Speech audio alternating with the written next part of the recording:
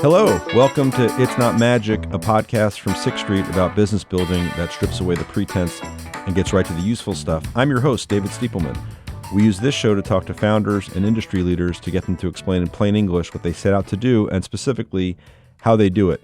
We're excited for every episode, and that's especially true for this one. The chance that those new treatments that we were developing would ever make their way into the clinic in a time frame that the person sitting in front of me could benefit from was really overwhelming, that just was never going to happen. And most of the people that I was taking care of were like 30, 40 years old. And so I started to try and figure out what can we do to accelerate that process. That's Dr. Amy Abernethy, who from 2019 to 2021 was the Principal Deputy Commissioner of the Food and Drug Administration here in the United States.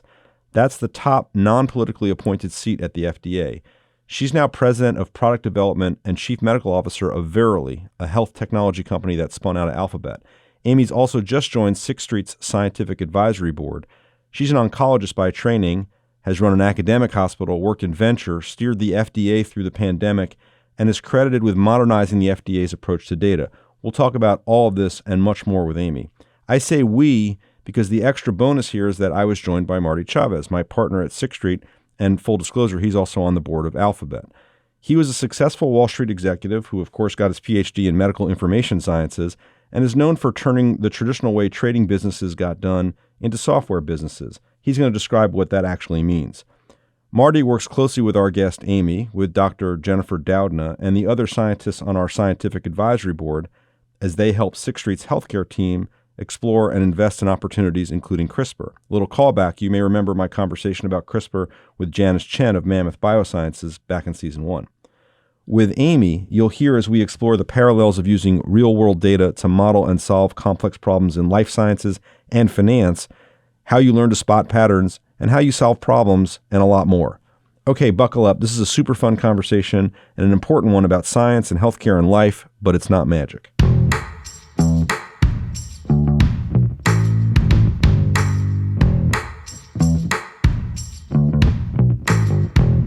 Dr. Amy Abernethy and Marty Chavez. Marty, you're a doctor too, but I've known you too long to do honorifics. We can skip it. Yeah, to do honorifics. Thank you so much for being here. I have an opening hypothesis, which is a little bit pre-wired with Marty. I think that the two of you, Marty in running Goldman Sachs and spending your career automating vast swaths of Wall Street, and Amy doing similar things in life sciences and healthcare, I think you've had similar paths. That's a hypothesis. So in getting at that hypothesis, I'm going to start with you, Amy, if I could. What are real-world data? What does that mean? What are real-world data? Well, ultimately, when I think of real-world data, it's data and information that reflects how people function and treatments work in the settings within which we live. Sometimes these are data that are already being collected for another purpose, such as electronic health record data or administrative claims data. Other times, these are data that we're intentionally collecting prospectively, such as pragmatic clinical trials or patient-reported outcomes. And then there's this emerging set of real-world data that I think is also really important, such as molecular data from tumor samples that can act as key information in a real-world data set, or sensors in a watch that can help us understand mobility, or social determinants of health. So all of these help us put healthcare interventions into perspective for the real world. Tell me why that's important. Why have you've been focused on this? We're going to talk about your career, which is incredibly varied in some ways, but is incredibly consistent in other ways. Like, you've been focused on this forever. So why is that important? Well, when we think about a clinical trial, traditionally what we do is set up a set of experimental conditions, an experiment almost like a terrarium, right? That simulates the health of individual people and how a treatment might impact their health. But we really do set up completely experimental and non-real-world conditions. Yet, when we think about prescribing a treatment, we want it to work for real people who need to go to work and who have to take care of their children and may have another comorbidity or another condition, and worry about our side effects going to change my life. And so really, as we think about what we want to know about a treatment, it's not the terrarium story. It's actually the story in the context of natural life. And so that's always been my motivation. There's also something else that's motivated me, and we'll come back to this, I suspect, which is that can we find ways to accelerate the process of understanding what works for whom and when? And one way of doing that is actually leveraging all available data instead of recreating every data point anew for that experimental terrarium. And so the other advantage of real world data is it acts as an accelerant, a short circuit, so to speak, of conducting evidence generation. Marty, sound familiar? It sounds familiar. To draw a parallel, Amy, and this is one of the ways in which we connected so powerfully when we first started speaking, is we had the same problem or parallel problem on Wall Street. And the way we approached it is, of course, we're going to be doing trades with our clients in the real world. At the same time, we're going to be building a parallel software world or a digital world where we can then do all kinds of experiments that would be dangerous or impossible in the real world. We can ask all kinds of counterfactual what if questions and lose a lot of money in those simulated worlds so that you can do something about it in the real world and avoid losing money in the real world. So there's this interplay between the terrarium and the real world, and you need them both, I think, is where we came out, right? If you're just blithely operating in the real world without conducting any of these software or imaginary experiments, that's going to be problematic because you're going to miss things. You're going to fail to see around corners, and that's what's going to come out and bite you. At the same time, and we saw this with some of our peers on Wall Street, if you're believing your model too much and you're believing in those parametric distributions, that's when you're really going to get killed because the real world is not like that imaginary world. I feel like you both have had to have dealt with, I know you've dealt with the sort of integrity of data issue. So Amy, maybe can you talk about that? Like, very important to know what you're looking at, and very important for a regulator when you were at the FDA to know what the FDA's look like. How have you started to tackle that problem, or how have you been tackling that problem? Well, to start with, as I was listening to Marty, I was reflecting on the fact that this interesting crossover between the experimental world and the real world is often through data, which therefore requires technology and also provides the opportunity to create sophisticated analyses or, leverage artificial intelligence on top of the data. And so data becomes this bridge. And as you highlighted, data integrity then becomes a really important feature because practically speaking, if data is the bridge and we're going to rely on it to do a lot of sophisticated things, then the questions around whether or not the data themselves are reliable is a critical issue. And now think about how messy healthcare is. Healthcare is messy, not just because each one of us is our own unique flower, but also because there's lots of reasons that errors get introduced into the healthcare system. Some of them are just cut and paste errors and, transcription errors and the fact that I'm moving really fast when I'm in the clinic. Other ones are the fact that two doctors looking at the same patient often see two different things, maybe even two different diseases. And so even categorization of disease is hard. And then you layer on yet another set of issues, which is that some findings are very objective, like measurements, for example, about a genome, and other findings are very subjective, such as a person's report of pain or nausea and fatigue. And so all of this gets mixed up together, made worse by the fact that if you have ultimately data coming from many different places, they're often in conflict, and we don't have an easy way of knowing which one's right. So regulators get worried because, how do they audit or confirm findings? And people who have historically worked in that terrarium world get worried because they're used to creating really, really careful stories, experiments that get the data as high quality as possible. And so, practically speaking, if we're going to leverage data in new ways to create that bridge, then figuring out capabilities that are needed to be able to have confidence in the data and ensure that they're reliable is going to be the task of the future. You and your colleagues at Verily, I think, recently wrote a paper on another problem or possible problem with data collection and data integrity, and that's racial bias. And you hear about this when you talk about AI more generally, like, hey, if we're just building bias into these systems, that's going to be a huge issue for our society. Talk about that paper, or talk about how you're thinking about approaching that. Yeah, so you just highlighted, one pretty critical issue, which is that, again, if we're going to leverage data to be able to create that bridge, and then the data are unreliable or biased, then that bias gets baked into our algorithms and then baked into the decisions we make, and our decisions actually then amplify bias in the system. And we certainly see that with respect to race and diversity and a person's background. Another aspect is that the data themselves can be biased because we underrepresent certain people, or we allocate or categorize people without really thinking about the full distribution of who a person really is. Right. And then also the way that we deliver healthcare, the way that we conduct clinical trials, that terrarium, et cetera, makes it hard for people of certain backgrounds to even participate in that, whether that is because participating in clinical trials requires you to get on a plane or drive a long way to participate, and that may leave certain people out of the process. Or that participating in a clinical trial means that you have to take days off from work, and certain people can't do that. Mm-hmm. Or healthcare delivery happens differently in a rural health center than it does at MD Anderson. Yeah. And so all of these things amplify bias in the system. And so at Verily, we've really made a kind of Verily commitment to health equity, building software and capabilities that are easy to use and low burden for all people, and then looking for bias in our data sets in order to reduce the bias in our algorithms.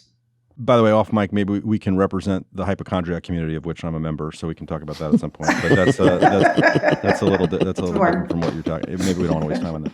I do want to take half a step back, or actually a couple of steps back, and you alluded to this. Your career, starting as, once you were a doctor, you were an oncologist, a clinician, an academic, you were in venture, you went to the government, now at very well-funded, but still kind of startup-y sort of thing, I suppose.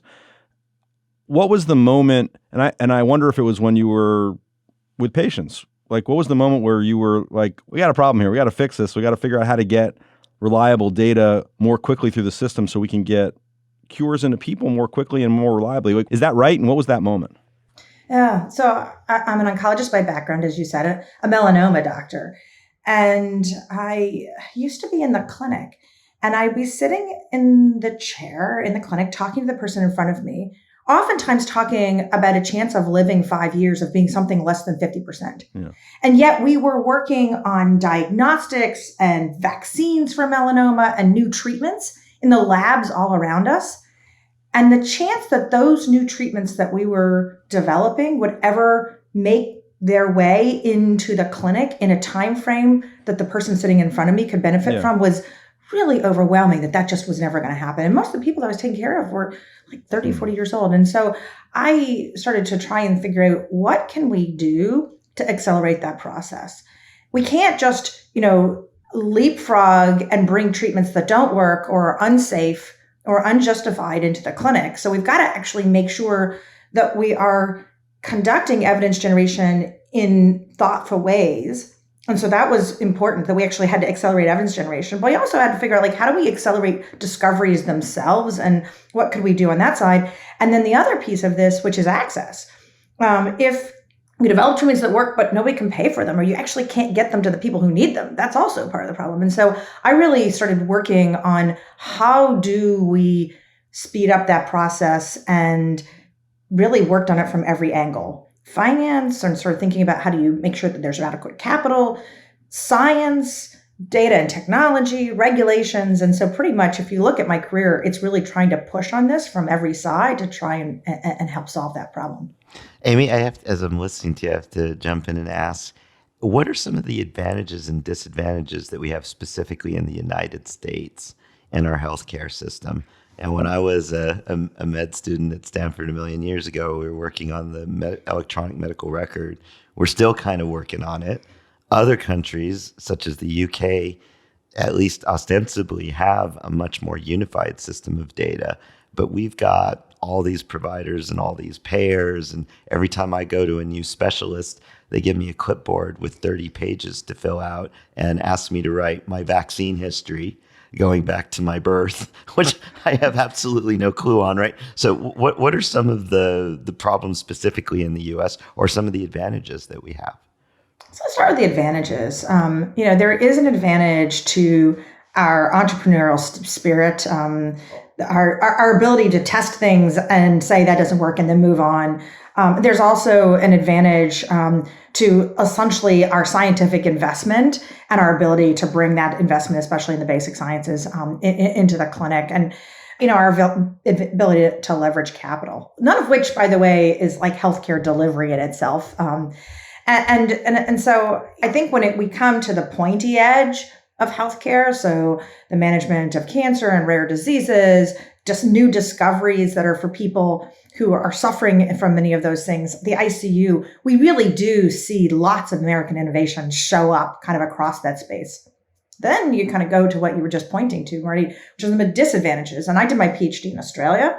So I kind of witnessed healthcare from an Australian perspective, which is mostly funded with a small top-up from an insurance point of view and much more universal healthcare. And what I could see is that, first of all, access, which is, making sure that at least the basics get to everyone, is something that we miss here in the US many times. And it goes back to that issue of bias. So then that actually amplifies bias in our system because there's challenges with access. But, as we think about this issue of data, places like the UK, can leverage their investments in the national health system, not only for healthcare delivery, but now leveraging those data to, start to accelerate evidence generation. And we saw this in the context of COVID in two ways. So the NHS now in the UK was the country where the recovery trial happened, which was essentially a single platform trial evaluating multiple treatments simultaneously against COVID, and then kind of rolling off the printing press, so to speak, our knowledge about one after the other. And then similarly, there's something called Health Data Research UK or HDR UK that really brings together all of the UK-based data sets to try and stimulate discovery. And that got brought into action in the context of COVID. And so you can see that kind of national investment and national connectedness shows up in how it can help, and the pandemic brought that to light. I have maybe a meta question for both of you. So, Amy, you were describing your career, and you're kind of pushing on this problem from every possible angle. Clinical, and then you're getting research out there, making sure the data is evaluatable by in every possible angle. Most people don't do that, right? Most people are, they're a doctor. They're going to figure out how to handle their patients, or maybe they become a researcher. But you're going into every possible organization you can to try and figure this out. What is that? Is it a habit of mind that you keep asking that question? Wait, okay, I want to go solve the next problem. Like, what are you doing over the course of your career that you just are okay, I'm going to go relentlessly push on that. I'm going to go relentlessly push on that. You're seeing the field. It's very impressive. Like, how are you doing that? Thank you. And I guess it is kind of a meta question. So, as you were asking it, I was thinking, on one side, it's really relentless work to try and push a real problem that's in front of me forward and make progress against it. It's required a couple of things. One is when there's the suggestion you can't do that because you're not trained for it appropriately, or, you can't make that mid-career change, like just sort of ignoring that and figuring out, how do you kind of keep going forward? I think there's a second piece, which is, practically speaking, in any one career, right, there's kind of a path towards the pinnacle, whether that's, right, winning the Nobel Prize in one direction and, having a spectacular exit in another direction. And sort of sometimes have to be willing to forego that path to the pinnacle in order to make a horizontal shift in order to keep pressing on things from a different direction. But I would say that something else you said really kind of caught my attention, which is that it is aggregate or synergistic, that the more that you shift and push on the problem from yet another direction, you bring with that shift what you've learned in the past. And now I can become a person at the FDA, like literally leading the FDA, going, wait a second, I know what tech companies look like and the challenges that they're going to have, and can think about incumbents versus startups, et cetera, and think about now, how do I push that forward? Because I've actually seen that now showing up at the FDA. And now that I'm at Verily, I can sort of think about, I know what regulators worry about and how we do something in a way that relieves some of that angst so we can actually move the ball forward. Do you get increasingly comfortable as you make these shifts? Like, okay, actually, I'm not supposed to know what I'm doing here, but I've done this before. Like, I've done the I don't know what I'm doing before, and like you get better at it. Yeah, part of it is you start to realize. I mean, some of this a little bit like imposter syndrome all along the way, right? Yeah, You start to realize everywhere you go, people are not entirely sure of exactly what they're supposed to be doing or what that whether or not they're really supposed to be there, and you get more and more comfortable sitting in a room, listening, watching people's body language and how people navigate and use those inputs probably more than textbook, and degree inputs. We might have video in season 3, but people can't see you, Marty. You're shaking your head with some degree of recognition. What are you thinking? Well, I'm just thinking as I listen to Amy, and this is one of the ways in which we first connected. I've also jumped around a lot. Sometimes people look at what I've been up to, and they say, "Wow, you've done a lot of different things," and they're actually probably thinking, "Wow, it sounds really confusing and random."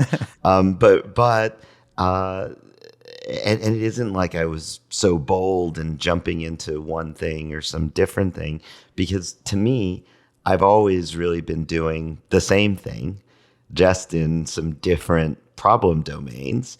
And really, I only have a couple of tricks, and David and I've been working together for a while, so he's already seen them all. But but one of them is ask a lot of questions, gather a lot of data, keep all the data in one place, and then start building models on the data, and then use the models to generate some more data, and just keep bootstrapping with the data to ask more interesting questions and get some more answers, and then never throw anything away. Keep it all in one place so that whenever you're wondering, where did I put it? You know that the answer is I put it in the place where I put all the data and all the models. And you just kind of keep doing that. And I found that it's a trick, if you will, that works again and again. It worked in the early days of the trading business at Goldman Sachs. It worked in the depths of the financial crisis, when we could turn to all those models and data sources, and we could see across the business and across the clients in a way that few people could.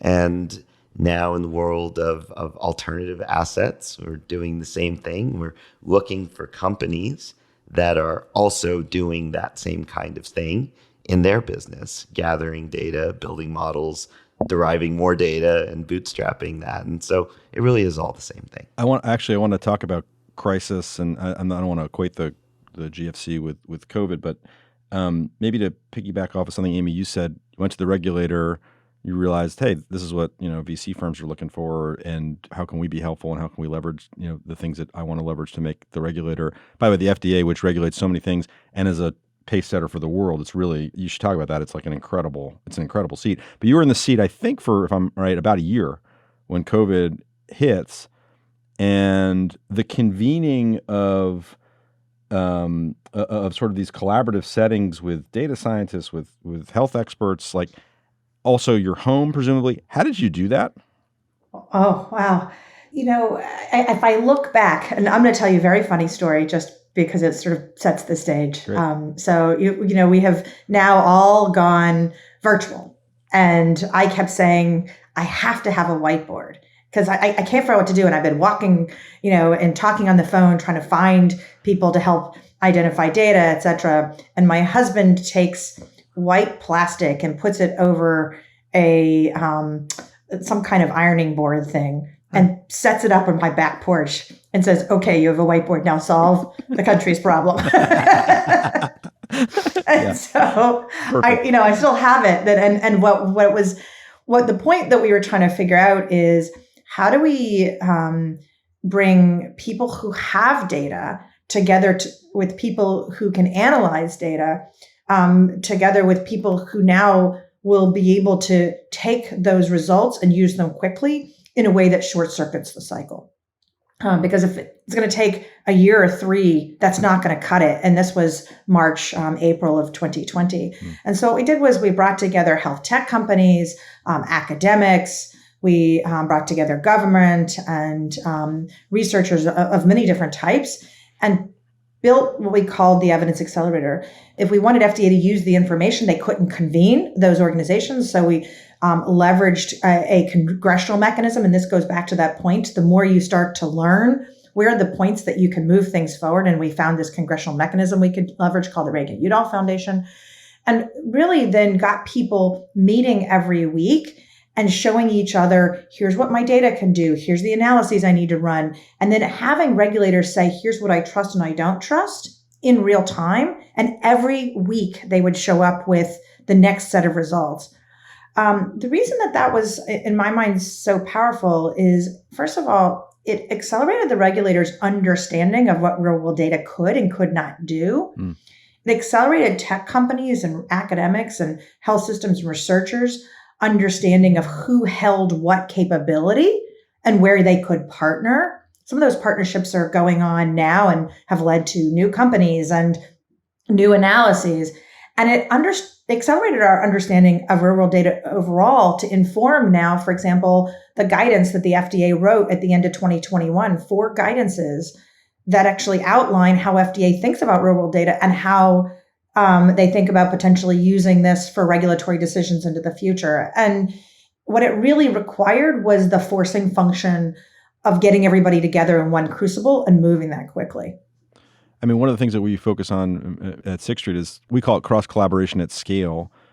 The scale that we're dealing with within the FDA, presumably across agencies, across countries.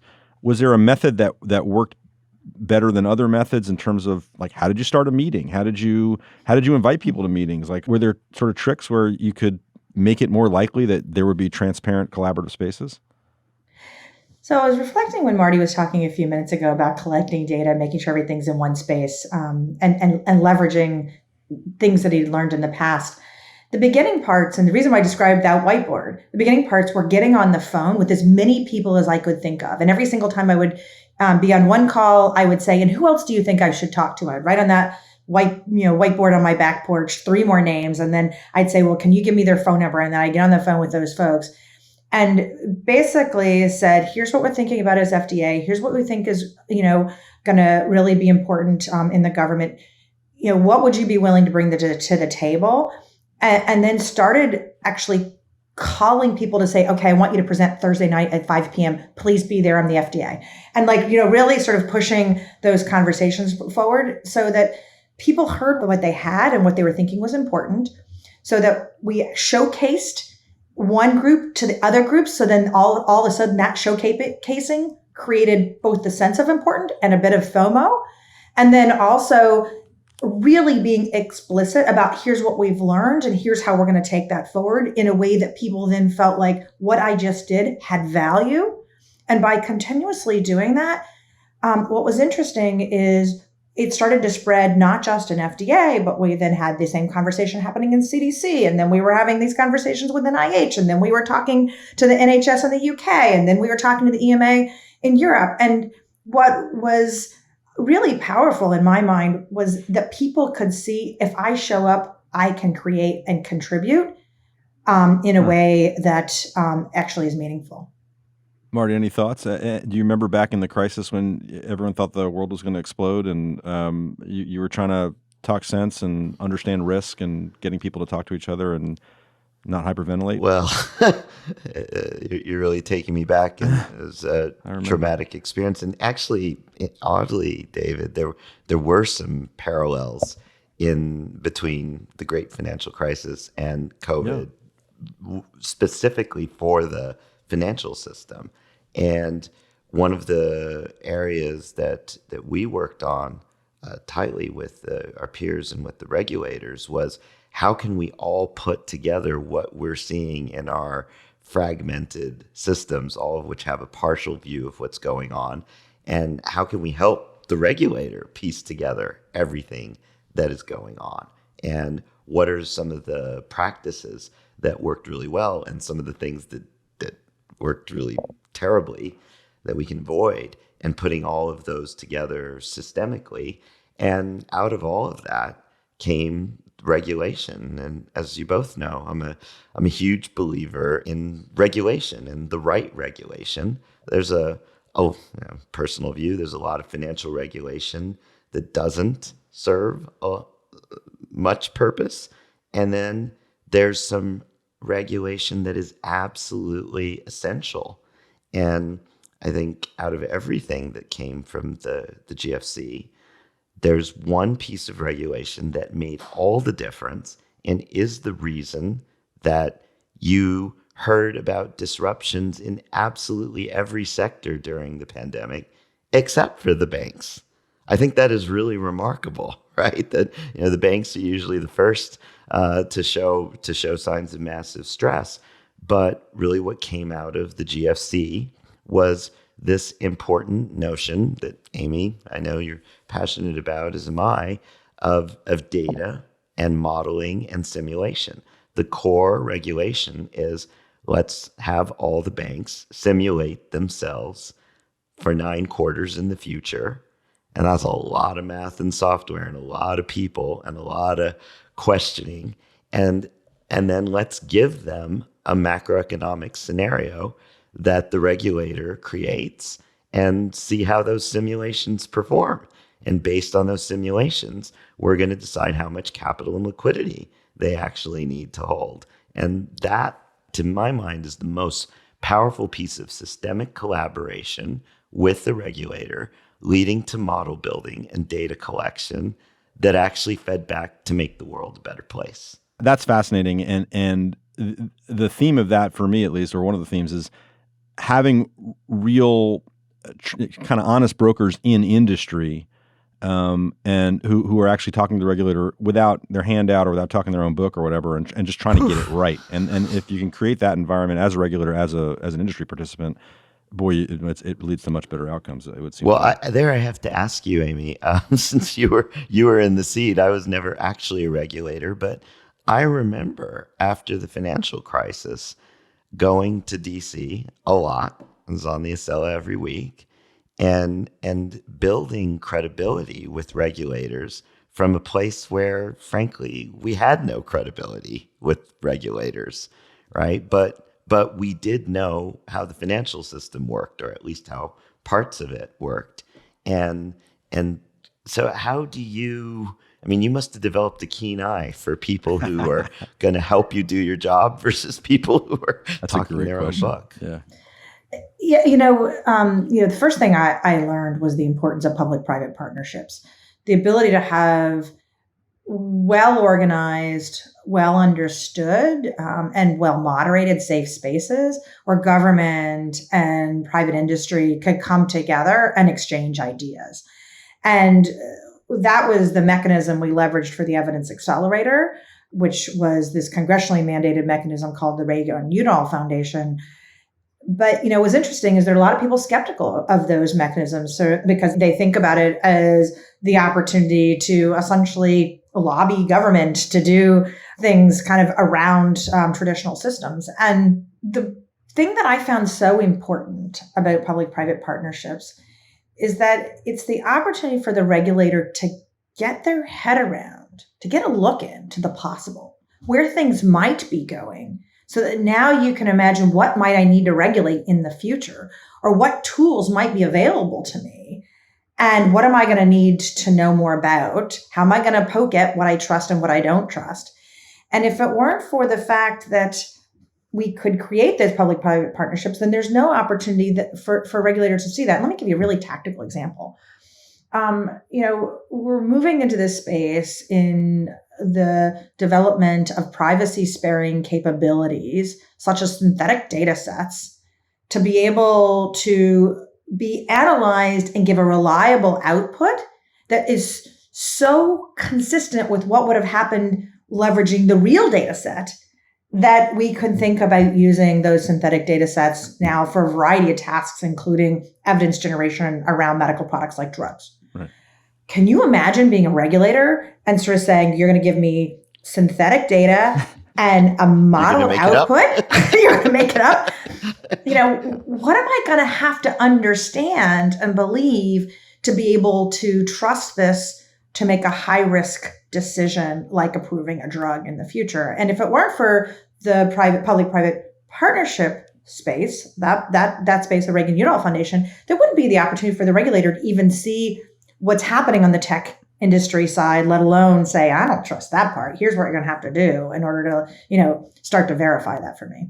How have you tried to build into what the FDA is looking at and what data is being generated to avoid this dystopian future where real-world data includes the fact that I self-identified as a hypochondriac and now I can't get a job anywhere? How do we avoid that? Because everything's going to get a lot smarter and it's going to be a lot easier to sort of figure stuff out about people and presumably look into their records. You know what I'm asking you? Like, what are some of the breaks that you've kind of tried to build into what you're doing? Yeah, I think this issue of privacy is going to become more and more front and center for a ton of reasons, not the least of which, as we bring in more and more data points, the more data points, the more individual the actual designation becomes, and it becomes that much harder to essentially keep somebody anonymous. Yeah. And I see three kind of critical areas. So the first is that we do need to have privacy-sparing innovation. That's why I mentioned even just, for example, the synthetic data sets. On one side, if you're the regulator, I'm not going to trust that. On the other side, we need to be able to develop these innovations and figure out how do we trust them. So we need to sort of work our way through both what are the capabilities as well as how do we need to verify them.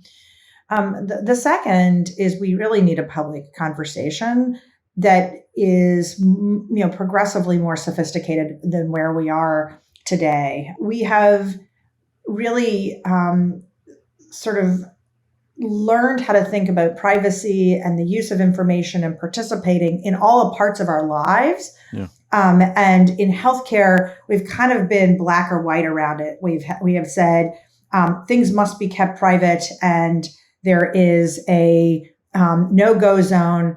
But then that means that I can or cannot participate in a number of ways. And we really actually need to have that conversation in a public way to get as sophisticated as possible. And then the third is that we actually need to also get smarter about how we work within the systems that we already have, such as HIPAA or GDPR.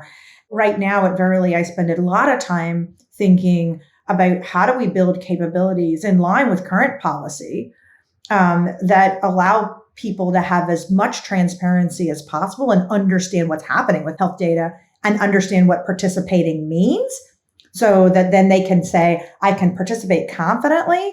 And I also have the ability to pull back my participation if you don't use my information in the way that I've previously given you permission to. And that we have the ability to do within our own currently available policy systems. Right. And I think we need to think about all three of those.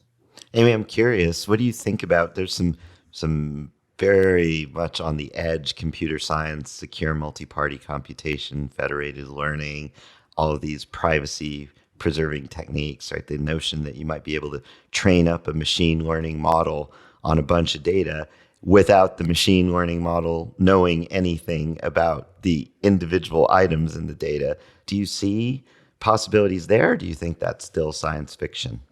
I totally see possibilities there. And I've seen a number of directions that I find compelling. The question becomes, I keep coming back to, what will we need to be able to have available to us to have confidence in the output in order to make high-risk decisions? And I see that in a couple of directions. One is being able to have confidence in how we got to the development of this privacy-sparing capability in the first place. The second one is how do we audit it? And how do we, essentially unscramble everything and cross-check? That's kind of, a core task.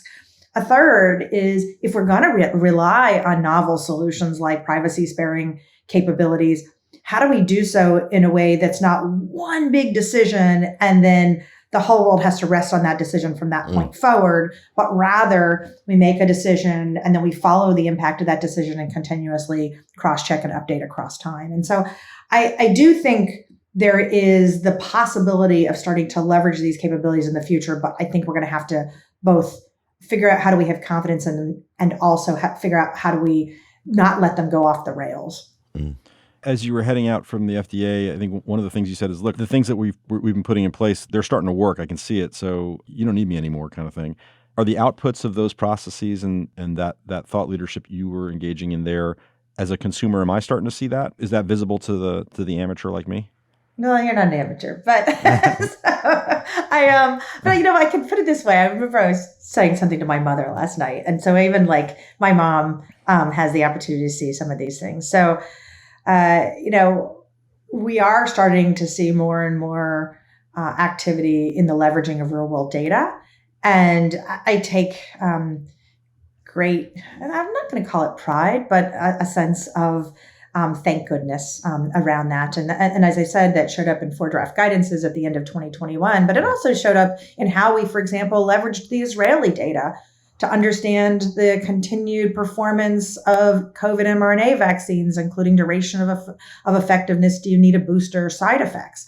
So that's, one thing that I feel really heartened by, is that we are learning how to use real world data in new ways. And another is that I was pretty vocal and continue to be that we still need forward-looking clinical research. It doesn't mean that everything has to be the terrarium, right, but rather we need prospective, pragmatic research. And I feel good that we're now seeing that show up more and more, whether that's the Oncology Center of Excellence at the FDA's big push in, I think they call it Program Pragmatica or something like that, around leveraging pragmatic clinical trials in the oncology setting, or it's companies now who are thinking about leveraging pragmatic clinical trials to study their new drugs.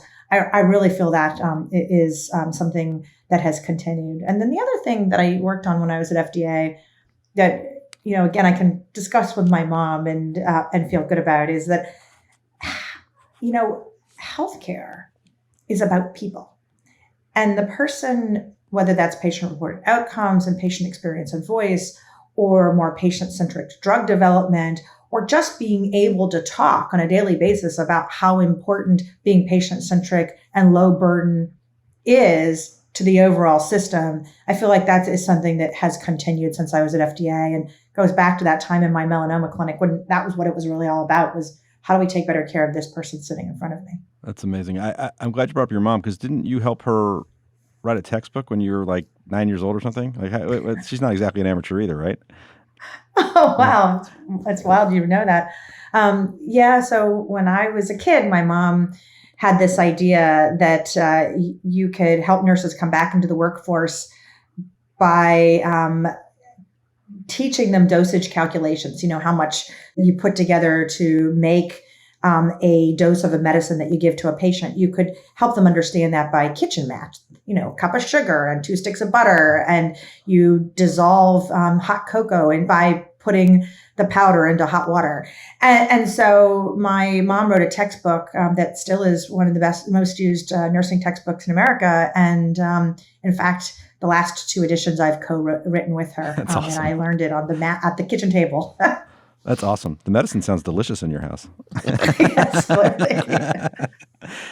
one of the things we were doing our research on you, and one of the things that came up was a paper you wrote. Believe me, academic papers medical academic papers I didn't try, but you wrote something with somebody from Russell Reynolds, the executive search firm, and I thought, I wonder how interesting this will be. It was awesome. Like, it's about archetypes of CMOs, and I thought, gee, that title, it was super interesting, and it was like this very rigorous way of bucketing different types of people. And what I want to ask you about is hiring and helping people on board. And one of the examples you had is like, gee, if you're going to hire an academic CMO, be careful. Here's what you got to do. What works? Like, what works in your life when you're hiring people, like getting people on the same page in particular? Yeah, so it's fun that you saw that paper. It came about because I was always getting calls. I'd like to hire a chief medical officer for my organization, and can you recommend somebody to me? And I started asking people about, well, tell me what you want this person to do. And as I think about this issue of how do we onboard people, how do we build alignment?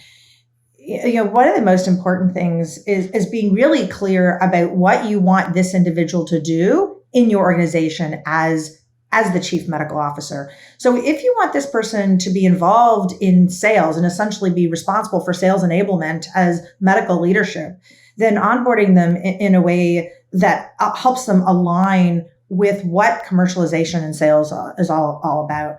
But, practically speaking, as the CEO, you can't just assume that the new chief medical officer that you're hiring understands all of the elements of what you want your company to look like or what business looks like when they're coming into a new business environment, especially if they're coming from clinical practice or from academia. So really, as the CEO, work together with your chief medical officer to help them understand the features of what the kind of CMO you're looking for, and then perhaps find the mentors in the environment that also meet that archetype. It's really interesting. It really is. It really gave me a lot to think about in terms of hiring, in terms of like where are people coming from, and what you were just talking about. I think it's great. I just had one thought. So Amy, when I hear about pragmatic clinical trials, I'm wondering, what are there the unpragmatic kinds or the idealistic kinds? What's the distinction there, and why is it important and useful? Oh, great question. As I think about pragmatic clinical trials, they're really on a continuum, but from the traditional clinical trial, that terrarium we were talking about before, to something that looks as consistent with real life as possible. And the kinds of ways that studies become more pragmatic are by widening eligibility criteria, so it makes it almost easy for anybody to get in. Perhaps the only requirement is you have hypertension and that it's moderately severe. Another way that trials become more pragmatic is that rather than trying to measure every single detail, you stick to just the most important elements to measure, such as this tumor growing or shrinking.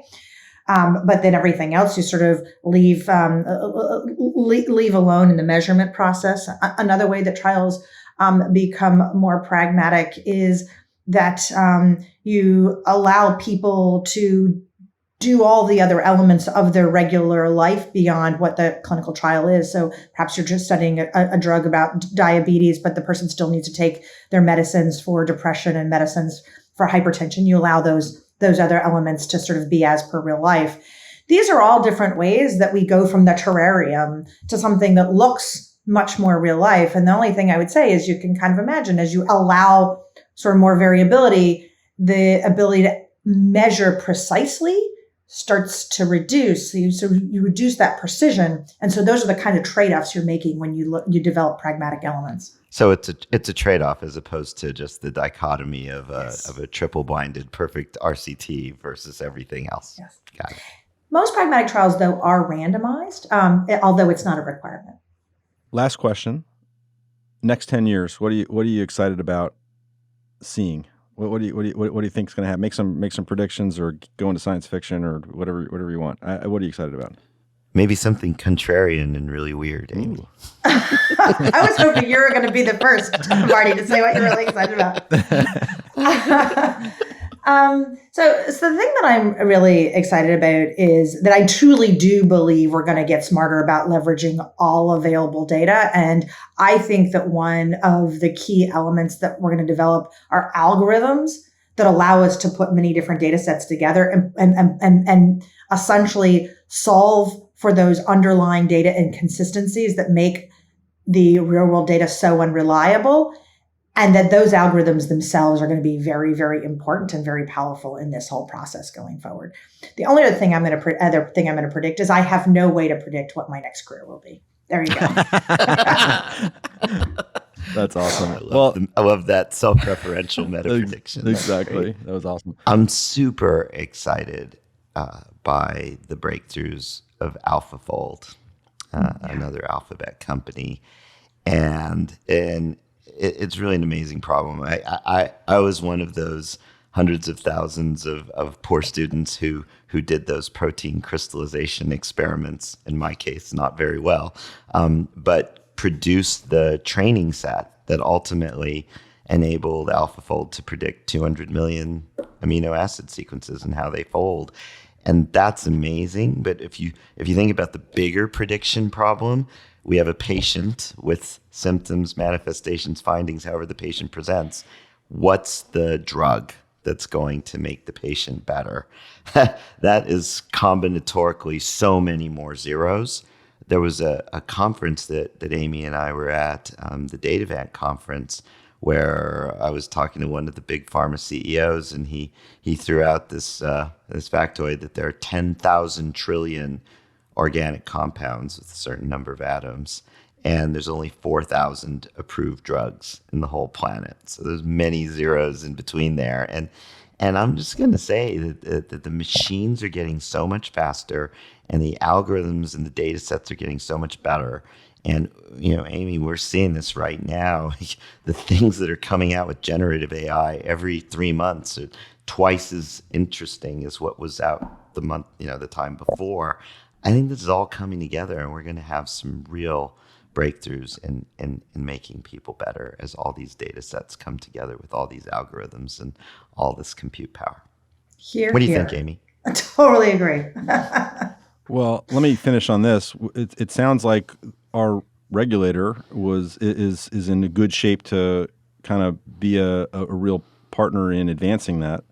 And you can kind of see that, I think, again, as a non-expert, through COVID. Like all the things you were talking about, I'm not sure as a society we covered ourselves in glory through COVID, but the FDA did, and the public-private partnerships did, and we got a vaccine reasonably quickly, and we're kind of back on our feet. And so, not to be corny, thank you. Thank you for your service, and thanks for doing this conversation, which is at least as important as that. So it was awesome. I really appreciate it. Thank you. And Marty, thank you. Thank you so much, Amy. Thank you, David.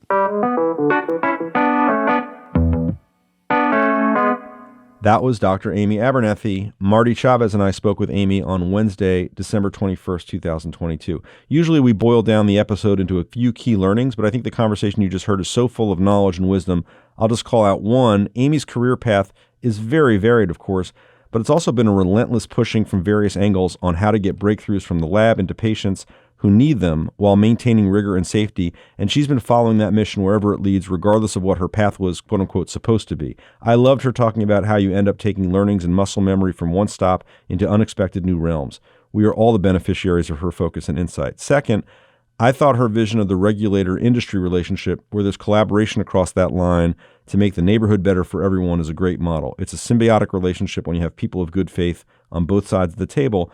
And finally, the possibilities of using data to simulate real-world conditions like Marty talked about in a financial firm and through the great financial crisis, and the parallels to using real-world data to innovate in the life sciences in terms of new technologies and better delivery mechanisms. I figured we'd have something to talk about there, but it was even more fruitful than I would have hoped. And getting an expert's look into where we are in terms of computing power and the possibilities of data use made me both nervous and super excited for what's next. And I appreciated Amy's focus on both the ethical issues and the vision of how this can all come together for the betterment of the world. Thank you again to Dr. Amy Abernethy for joining the podcast and her collaboration with Sixth Street, and of course to my partner Marty Chavez for joining the show. It's always a better time if Marty's with you.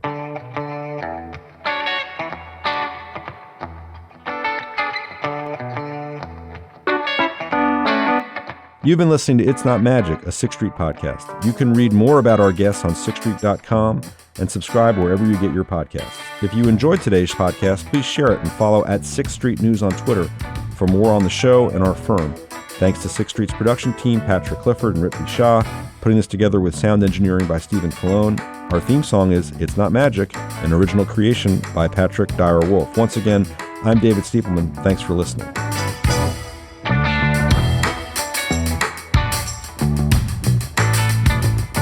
The views expressed in this podcast are not necessarily those of Sixth Street, and Sixth Street is not providing any financial, economic, legal, accounting, or tax advice or recommendations in this podcast. Please see additional disclosures on our website for more details.